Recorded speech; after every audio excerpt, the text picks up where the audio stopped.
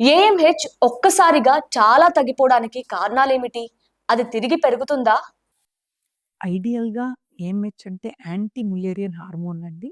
ఈ హార్మోన్‌ను లేడీస్‌లో ఎంత వరకు ఎగ్స్ రిమైనింగ్‌గా ఉంది. అంటే బేసికల్లీ రిజర్వ్ అన్నమాట. ఇది మనం చూడొచ్చు.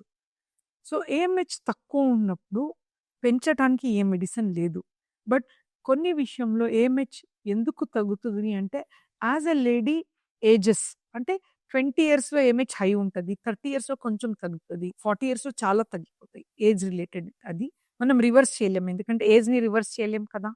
బట్ కొన్ని కండిషన్స్‌లో ఎండోమెట్రియాసిస్ ఉందనుకోండి. ఆపరేషన్ చేసిన తర్వాత వెంటనే డిప్ అవుతది.